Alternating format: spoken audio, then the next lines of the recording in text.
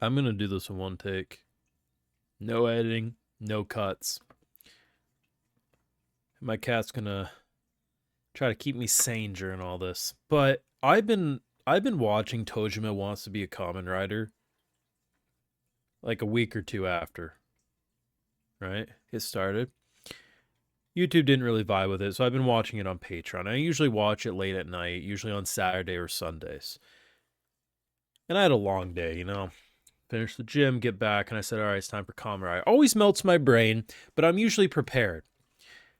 And this scene is exactly what you think the scene is. This man,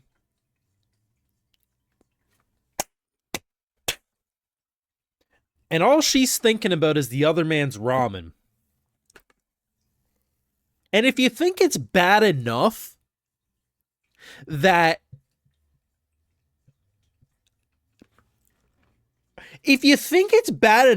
one man got cucked by ramen, what would I tell you if the man who made the ramen cucked himself with the ramen? And you might be wanting to say, Brandon, I thought you said this show's called Kamen Rider.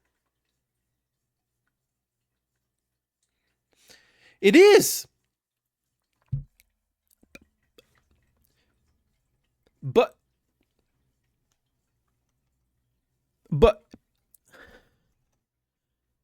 this is the man in question.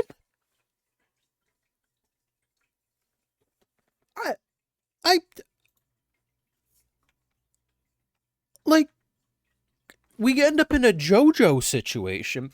So the whole premise of episode 15 is that one of the fucking enemies decides to move in with an idol. Like, the show has no fucking structure. It just jumps around and does whatever the fuck it wants, and I really appreciate that. I really do. But this girl knew a man for like a day. Bro left for 2 years to go try to figure out how to make the gold standard ramen, the one that will just get him laid, I guess. And seemingly bro succeeded. Like, she busted a nut harder than any nut's been busted before. And you would think, well, then how did a man cuck himself, right? If he made the ramen, surely because this is a, let's figure out which man she sticks by. The one with a monstrous mouth or the one who makes the ramen? You'd think surely, no, bro gave up. He says we both lost.